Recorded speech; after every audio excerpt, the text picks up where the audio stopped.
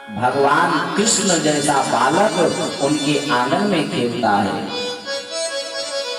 और जब नंदराय जी ने कहा कि हमने जब से सुना कि आपके 6 बालकों का वध के संशंस ने कर दिया, अहो ते देवकी पुत्रा कंसेन बहवो हता एका वसिष्ठा वर्जा कन्या सापि दिवंगता, और एक कन्या भी हुई और वो भी दिवंगता, वो भी आज हम आपके सम्मुख नहीं है। तो भैया जो व्यक्ति मित्र के दुख को देखकर दुखी ना हो जाए उसको तो गोस्वामी बाबा जी मानस में लिखते हैं कि जे ना मित्र दुख वो ही दुखारी, जे ना मित्र दुख वो ही दुखारी,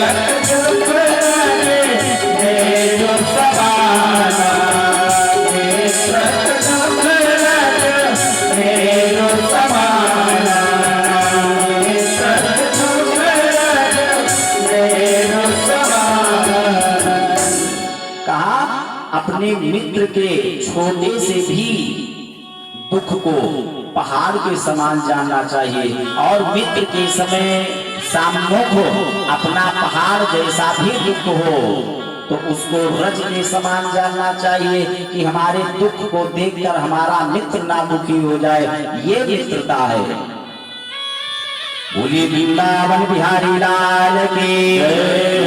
आज नंदराय जी से वसुदेव जी ने कहा कि भैया हमें आभास हो रहा है, हमें शंका हो रही है कि आपके गोकुल पर कोई उत्पात होने वाला है, इसलिए आप यहाँ अधिक समय ना लगा करके शीघ्रता विधेया अपने गोकुल की ओर वापस जाएं। ज्यों ही वसुदेव जी के मुखार बिंद से ये घटना दुर्घटना की बात सुनी, धड़कन बढ़ गई और भगवान का स्मरण करते हुए निकल पड़े। और इधर कंसेन प्रहिता घोरा पूतना बाल घातिनी शिशुशार निघ्नन्ते पुरग्राम प्रजादिषु। और इधर कंस ने पूतना नाम की राक्षसी को भेज दिया गोकुल, और जब वो पूतना नाम की राक्षसी इतना दिव्य स्वरूप बदल करके गई, 6 कोस का उसका शरीर, विकराल स्वरूप, लेकिन आज ऐसा स्वरूप बदल लिया कि मानो कोई अप्सरा आ गई हो। जिस मार्ग से गोपियां श्रृंगार, दिव्य श्रृंगार किए हुए चली जा रही, उन्हीं के पीछे पीछे ये पूतना भी चली गई। और पूतना कैसी है? पूतना बाल घातिनी, जो बच्चों को मारे वही तो पूतना है ना। तो आप लोग भी ध्यान में रख ले, बच्चों को मारना तो फिर समझ ले आप भी किसी पूतना से कम नहीं है। भाई पुराण कहता है कि पूतना बाल घातनी, जो बच्चों को मारती वही पूतना। और पूतना पहुंच गई दिव्य श्रृंगार करते हुए नंदराय जी के भवन में। ज्यों ही सम्मुख देखा मैया रोहिणी को, यशोदा मैया को बधाई दिया और बहन बहन करके संबोधित किया। आज यशोदा मैया और रोहिणी मैया विचार करने लगी कि ये देवी जी ये गोकुल की तो नहीं है, लेकिन अब हमको बहन बोल रही और हमारे लाला के जन्मोत्सव पर बधाई लेकर आई हैं। तो यदि मैं पूछ लूंगी कि बहन आप कौन सी बहन है तो इसको बुरा लग जाएगा, इसलिए होगी किसी भी प्रकार की बहन, चचेरी, ममेरी, फुफेरी, अब बधाई लेकर आई है तो स्वागत करना चाहिए। कहा लाला के दर्शन कराओ। कहा हमारा लाला पालने में लेटा है, जाओ हमारे लाला के दर्शन करो। आप दर्शन करो और मैं कुछ थोड़ा इधर उधर काम बचा उसको निपाट लूं। आज ज्यों पूतना को भगवान कृष्ण ने देखा कि मौसी आ रही है, नेत्र बंद कर लेते हैं। नेत्र बंद करने पर महात्माओं ने अनेकों अर्थ लगाए। भगवान ने नेत्र क्यों बंद किए? देखिए, जहाँ पर वेद व्यास जी ने गोलमाल लिख दिया है वहां पर भारत के महात्मा क्या कहना, अनेकों अर्थ और श्लोक शब्द शब्द में नहीं, भारतवर्ष के महात्मा ऋषि मुनि अक्षर अक्षर में श्रीमद् भागवत के अक्षर अक्षर में रस प्राप्त किया है। नेत्र क्यों बंद किए? मानो भगवान श्री कृष्ण विचार करते हैं कि हम आए थे यहाँ माखन मिश्री खाने के लिए और पूतना मौसी आ गई हमको विषपान करवाने के लिए, और विषपान का अभ्यास हमको नहीं है। ये अभ्यास तो पुरातन से भगवान भोलेनाथ को है। इसलिए नेत्र बंद करके भगवान भोलेनाथ का स्मरण कर रहे हैं। या फिर ये मान लीजिए कि आज भगवान का अवतार हुआ है धर्म संस्थापनार्थाय संभवामि युगे युगे, और दुष्टों का संहार करने के लिए भगवान का अवतार हुआ है। और ये शुभ काम करने से पहले भगवान का मंगलाचरण करने नेत्र बंद करके भगवान का स्मरण कर रहे हैं। या फिर ये मान लीजिए ये शुभ काम करने जा रहे हैं और प्रारंभ होने जा रहा है मौसी से। या फिर ये मौसी क्या है? हम तो हैं माधव। माधव माने माँ माने माया, भव माने पति। हम तो हैं माधव अर्थात हम हैं मायापति, और ये मौसी है मायावती। माया के स्वरूप में अपना स्वरूप चेंज करके आई है, और हमारी दृष्टि पड़ते ही इसका स्वरूप बदल जाएगा। तो जो काम थोड़ी देर बाद होना है वो अभी हो जाएगा, इसलिए नेत्र बंद कर लेते हैं। या फिर ये मान लीजिए कि भगवान के एक नेत्र सूर्य है, एक नेत्र चंद्रमा है। मानो सूर्य और चंद्रमा अपने नेत्रों को बंद कर ले रहे हैं कि हे प्रभु, इस पापनी पूतना को हम अपने गेट में प्रवेश नहीं करने देंगे, जाओ जहां आपकी इच्छा हो ले जाओ। इसी प्रकार के महात्माओं ने अनेकों अर्थ किए। आज जब पूतना ने भगवान को उठाया और स्तनपान करवाया तो सर्वप्रथम भगवान ने उसके विष को पिया, और विष पान करने के पश्चात दुग्ध पान भी किया। जो रत्नमाला नाम की कन्या थी राजा बलि की, आज दोनों भावों को भगवान समझ करके तथास्तु किया, तो विषपान भी किया, दुग्धपान भी किया। पश्चात जब प्राण पान करने लगे और जब उसके मर्म स्थानों पर अधिक पीड़ा पहुंचने लगी, कष्ट पहुंचने लगा, तब वो हाहाकार करते हुए अपने वास्तविक स्वरूप को धारण करके भगवान को ही लेकर उड़ गई, और प्राणहीन होकर के आगे जाकर जंगल में धड़ाम पृथ्वी पर गिरी और प्राणांत हो गया। इतने में समस्त गोप सखा, ग्वाल बाल, गोपियां, यशोदा मैया, रोहिणी मैया, ये सब दौड़ी हमारे लाला की रक्षा करो, हमारे लाला को बचाओ। गोप सखा पास में गए और इतना विशाल काय स्वरूप उसका कि उसका शरीर 6 कोस में त्रिगभ्यूत, और एक गभ्यूत में 2 किलोमीटर होता है।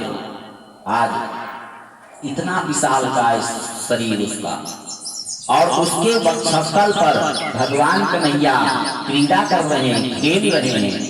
सीढ़ी लगाई गई, गोप सखा चढ़े, लाला को सुरक्षित पाया, उतारा। यशोदा मैया ने अपने लाला को प्राप्त किया, सुरक्षित देखा तो अत्यंत प्रसन्न हुई, हमारा लाला सुरक्षित बचा। लोग आपस में मंत्रणा करने लगे, ये पूतना गिरी कैसे, मरी कैसे।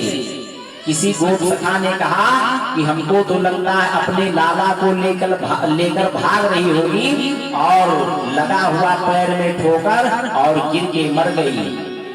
किसी दूसरे गोप सखा ने कहा कि अगर पैर में ठोकर लगने से मरती तो मुंह के बल गिरती, ये तो उतान पड़ी है, अच्छा चलो कैसे भी गिरी मरी, लेकिन अपना लाला सुरक्षित है। आज यशोदा मैया विचार करती हैं कि अपना लाला सुरक्षित तो जरूर, लेकिन इसने शव का स्पर्श कर लिया है, मृत शरीर का स्पर्श कर लिया है। घर लेकर आती हैं और अपने लाला को मूत्र से स्नान करवाती हैं, पंचगव्य से स्नान करवाती हैं, पश्चात गौ माता की पूंछ से झाड़ती हैं। हे गौ माता, हे भगवान गोविंद, हे भगवान नारायण, हमारे लाला की रक्षा करना। इस प्रकार गौ माता में जो दिव्यता है वो कहीं प्राप्त नहीं होगा। गौ माता के शरीर में 33 कोटि देवी देवता निवास करते हैं। समस्त देवताओं के लिए तो स्थान गौ माता के शरीर में प्राप्त हो गया, लेकिन गौरी मैया बाद में पहुंची, कहा हमारे लिए भी आसन बताओ, हमारे लिए भी स्थान बताओ। तो कहा सारा स्थान तो सुनिश्चित हो चुका है, गौ माता का गोबर बचा है। आज गौरी मैया उसी को स्वीकार कर लेती हैं और आज भी गौ माता के गोबर की ही गौरी बनती है। बोली गौरी मैया की जय हो। तो भैया हम आपके शरीर में कोई भी बीमारी जीवन में ना आवे, जीवन में ना आवे कोई भी बीमारी, तो पंचगव्य का पान प्रतिदिन करें, या फिर 40 दिन तक यदि पंचगव्य का पान करते हैं तो जो दिव्यता आप हरे पंचगव्य ग्रहण करने का मंत्र ही कहता है, यदत्वअस्थिगतं पापम देहे तिष्ठति मामके प्राश्नात् पंचगव्यस्य दहति अग्निरिविन्धनम्। यदि हम आपके ऊपर पाप प्रवेश कर गया हो, पाप बैठा हो, तो कहा ऊपर ही नहीं मांस में, कहा मांस में भी नहीं, यदत्वअस्थिगतं पापम, यदि पाप हड्डियों में भी प्रवेश कर गया है तो प्राश्नात् पंचगव्यस्य, केवल पंचगव्य पान कर लिया जाए तो हड्डी में भी प्रवेश किया हुआ पाप बाहर निकल करके, और दहति अग्निरिविन्धनम्, जैसे आग लकड़ी को जलाकर भस्मीभूत कर देता है, उसी प्रकार पंचगव्य भी आपके शरीर में प्रविष्ट पाप को भी जलाकर भस्मीभूत कर देगा। बोली गौ माता की जय हो। जो बालक गौ माता का दुग्ध पान करते हैं उनकी दिव्यता का कहने क्या, और जो बालक भैंस का दूध पीते हैं, भाई जैसा आहार वैसा उनका व्यवहार भी होगा।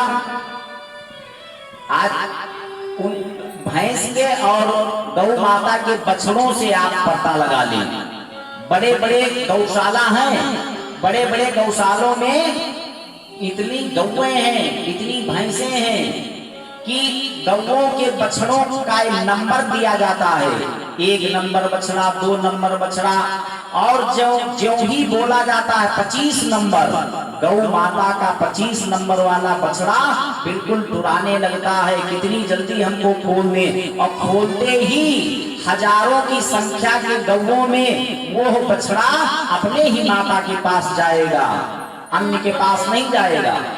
यही स्थिति अगर पांवों में और भैंसों के बच्चों में कर दिया जाए तो चाहे 25 बोलो चाहे 35 बोलो, उससे कोई मतलब ही नहीं।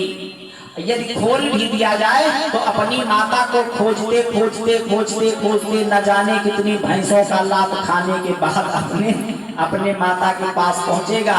ये दिव्यता है गौ माता में। बोली गौ माता की।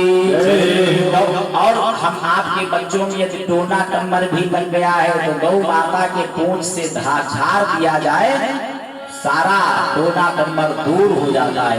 लेकिन गौ माता को भी आज लोगों ने विकृत कर दिया। देसी गौ माता होनी चाहिए, देसी गाय में दिव्यता है। और उससे कुछ कहीं तक अच्छा है जो एक गाय और होती है साहीवाल, लेकिन और उसके आगे तो नाना प्रकार की गौएं, उनमें केवल दूध आपको देखने को मिलेगा, लेकिन दूध में दिव्यता नहीं प्राप्त होगी।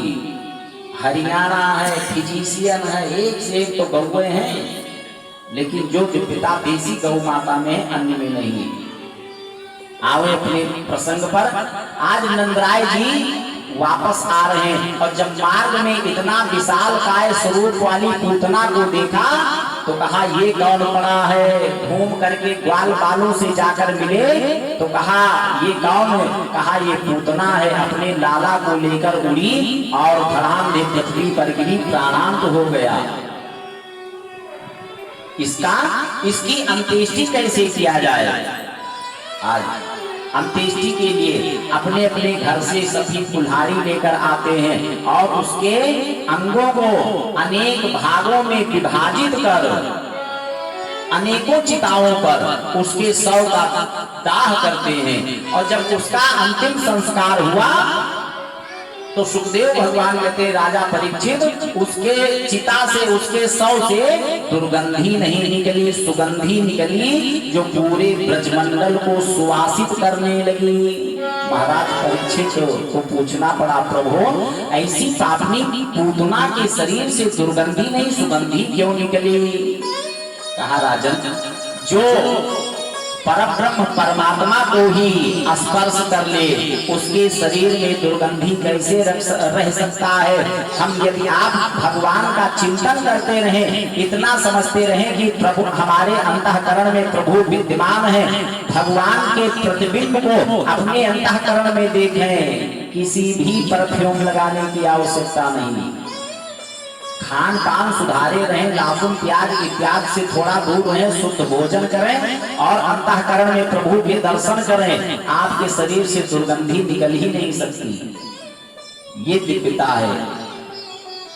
महाराज एक महात्मा हुए हैं, बोले गोविंद भगवान की, उनके भी शरीर से सुगंधी निकली। इस प्रकार भगवान का चिंतन करते हुए आज ऐसी पापनी पूतना को प्रभु दिव्य परम पद को प्रदान करते हैं। अहो पगेयं स्तनकालकूटं जिघांसया साध्वी लेभे गतिं धातुचितान्ततोर्यं कम्बा दयालुं शरणं व्रजेम। जो पापनी पूतना प्रभु को मारने की इच्छा से आई हो, ऐसी पापनी पूतना को प्रभु माता की गति प्रदान करते हैं और परम पद को प्रदान करते हैं। कम्बा दयालुं शरणं व्रजेम। कौन इतना बड़ा दयालु हो सकता है जो नोट कहीं ना चलता हो, वो नोट ला करके भगवान को समर्पित कर दो माता जी, तो भगवान ये नहीं कहेंगे माता जी ये नोट अपना लिए जाओ, फटा पुराना जैसा भी नोट हो आप चढ़ा दो, भगवान स्वीकार कर लेते हैं, इतनी दयालु हैं। कम्बा दयालुं शरणं व्रजेम। बोली गोविंद भगवान की जय हो। नंदस्य पत्नी कृतमज्जनादिकम् विप्रैर्तस्वस्तयनं सुपूजितैः अन्नाद्यवासः स्त्रगभिर्दधेनुभिः सञ्जातनिद्राक्षमशेषयक्षणैः। नंदस्य पत्नी कृतमज्जनादिकम्। और विप्रई बार बार पंडितों को ही बुलाते हैं। भाई पंडित वहां जरूर जाएंगे जहां पर कुछ लाभ होता है। भाई महात्मा लोग वहां जरूर आए दिन पहुंचते रहते हैं जहां पर भोग रबड़ी इत्यादि खाने को मिलती है। आज हमको भी रबड़ी खाने को मिला, रबड़ी, और बिल्कुल सवेरे सवेरे रबड़ी खाने को मिला। चाय आई थी, चाय को हम कहा ले जाओ, इससे क्या फायदा, अरे माल चीज खाओ जिससे लाभ मिलने वाला। तो भैया 3 दोना रबड़ी पहुंची थी, जिसमें से 2 तो हमारे हिस्से में आया और 1 दोना हमारे तिवारी जी ने खाया, बाकी सब नीचे चले आए थे। तो 2 का लाभ हम उठाए। बोली गोविंद भगवान की जय हो। वहाँ महात्मा आए दिन पधारा करते हैं, इसलिए भैया रबड़ी उबड़ी ज्यादा मत खिलाओ, नहीं तो एक कहावत गांव में कहते हैं पर का घोड़ सही था। बोली गोविंद भगवान की जय हो।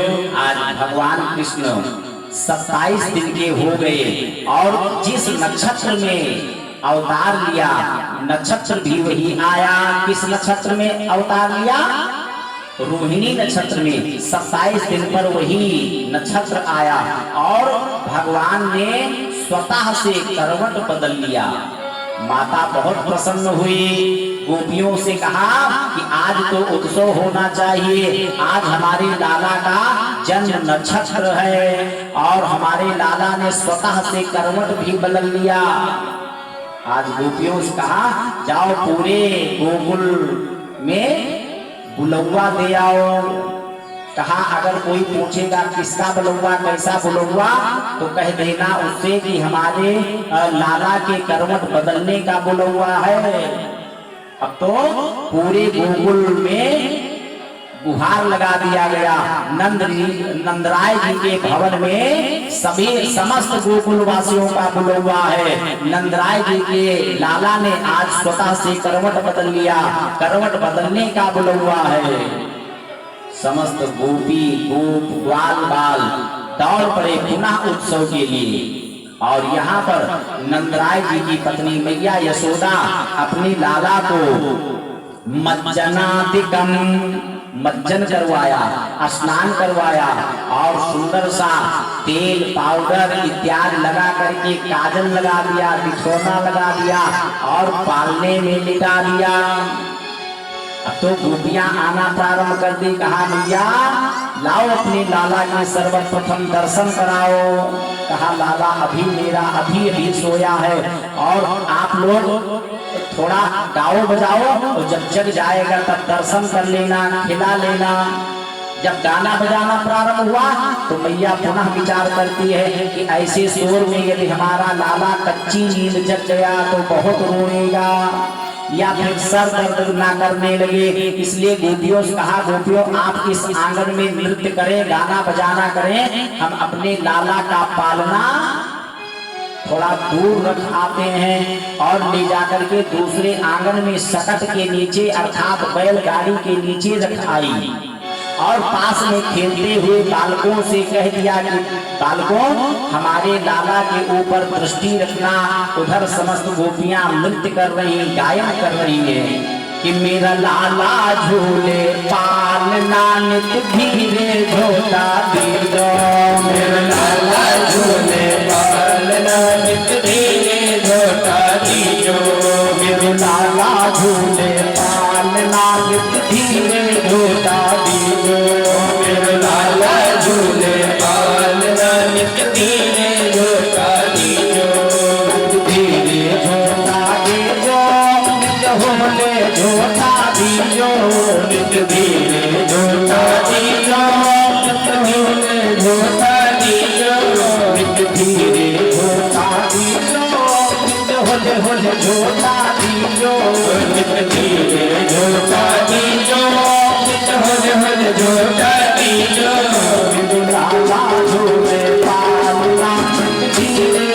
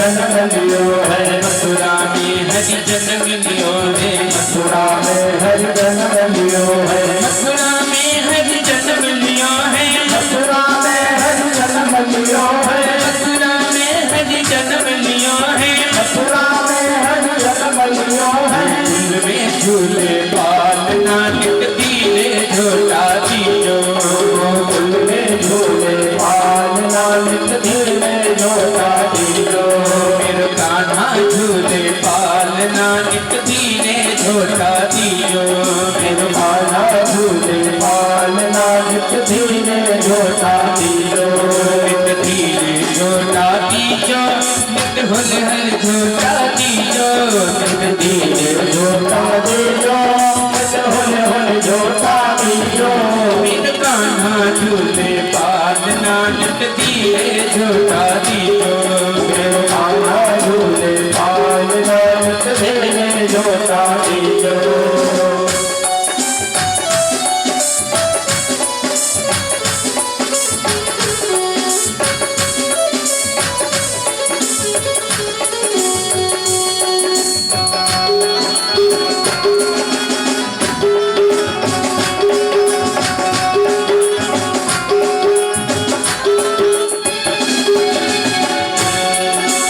ले वसुदेव चले गोकुल बोले, वसुदेव चले गोकुल बोले, वसुदेव चले गोकुल बोले, वसुदेव चले गोकुल बोले, वसुदेव चले गोकुल बोले, वसुदेव चले गोकुल बोले, वसुदेव चले गोकुल बोले, वसुदेव चले गोकुल बोले, चरण पखारे यमुना नित तीरे झोला दियो, चरण पधारिया नानक धीरे झोला दियो, मेरे लाला झूले पाल नानक तीरे झोला दियो, मेरे लाला झूले पाल नानक धीरे झोला दियो।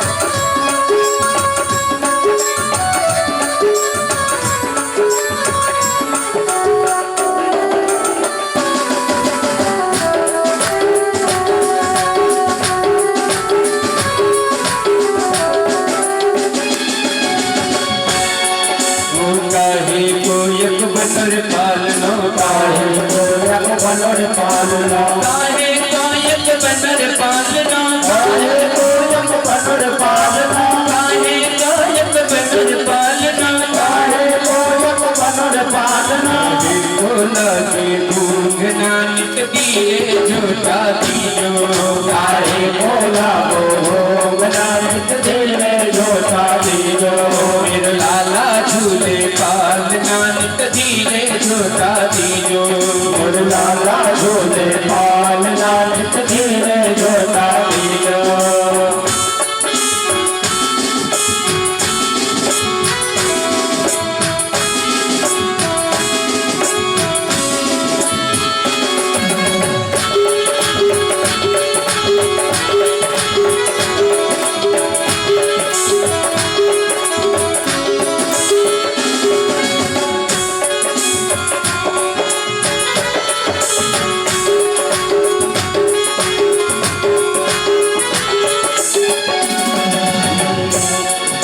रतन जड़ित युग बनर पालना, रतन जड़ित युग बनर पालना, रतन जड़ित युग बनर पालना, रतन जड़ित युग बनर पालना, रतन जड़ित युग बनर पालना, रतन जड़ित युग बनर पालना, रतन जड़ित युग बनर पालना, रतन जड़ित युग बनर पालना, सबको लागे भोग नानक धीरे झोला दियो, रे सबको लागे भोग नानक धीरे झोला दियो, मेरे लाला झूले पाल नानक धीरे झोला दियो, मेरे लाला झूले पाल नानक धीरे झोला दियो।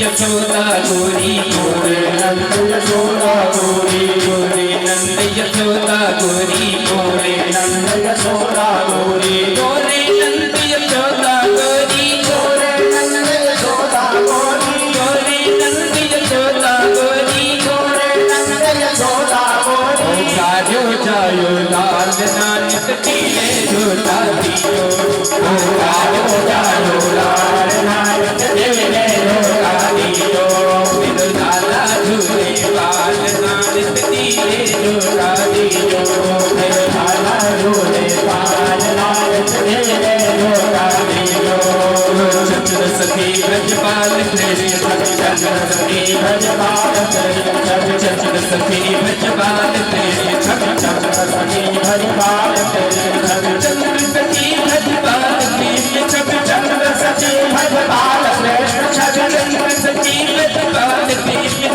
चंद्र सखी भजपाल कृष्ण हीरो जायो लाल नानक तीरे झूठा दियो हीरो जायो लाल नानक तेरे झूठा दियो बिन लाला झूले बाल नानक तीरे झूठा दियो मेरे लाला झूले बाल नानक तेरे झूठा दियो नित तीरे झूठा दियो नित हुल हुल झूठा दियो नित धीरे झूठा दियो नित हुल हुल झूठा दियो नित धीरे झूठा दियो नित धीरे झूठा दियो नित धीरे झूठा दियो नित हुल झूठा दियो मेरे लाला झालो बाल नानक तीरे झूठा दियो मेरे लाला झूले बाल नानक तेरे झूठा दियो मेरे लाला झूले बाल नानक तीरे झूठा दियो मेरे लाला झूले बाल नानक तेरे झूठा दियो मेरे लाला झूले बाल नानक तीरे झूठा दियो नित तीरे झूठा दियो नित तीरे झूठा दियो नित तीरे झूठा दियो बोलिए नंद के लाला की जय हो। आज दिव्य उत्सव हो रहा है और उधर कंस का भेजा हुआ अनुचर शकटासुर नाम का दैत्य आकर के उसी शकट पर विराजमान हो गया और इधर भगवान कन्हैया की दृष्टि पड़ती है कि मामा का भेजा हुआ अनुचर शकटासुर आज इसका उद्धार करना ही पड़ेगा और विचार करते हैं कि बताओ जिसके लिए उत्सव हो रहा है अंदर तो उत्सव हो रहा है, नृत्य हो रहा है, गायन हो रहा है और जिसके लिए हो रहा है उसका चारपाई बाहर। मानो आज भगवान जग जाते हैं और बच्चे रोते हैं तो छोटे छोटे हाथ छोटे छोटे पैर उछाल उछाल करके रोते हैं। आज हाथ पांव उछाल उछाल करके रोना प्रारंभ किए और दृष्टि पड़ते ही शकटासुर के ऊपर ज्यों पैर बढ़ाया और शकट पर स्पर्श किया कि शकट ही सारा ऊपर उछला और धड़ाम दे पृथ्वी पर गिरा शकट और उसी पर बैठा शकटासुर नाम का दैत्य का भी उद्धार हो जाता है। लोगों की दृष्टि पड़ी, रोहिणी मैया यशोदा मैया दौड़ती हुई आई, कहा ये शकट कैसे उड़ा, लेकिन अपना लाला तो सुरक्षित बच गया, भगवान की बड़ी कृपा। बालकों से पूछा जब हमने तुमको कहा था कि देखे रहना तो तुम लोग कहाँ थे, ये शकट उड़ा कैसे? एक बालक ने कहा कि मैया मैया मैं बताऊं? कहा हाँ बता। कहा मैं देख रहा था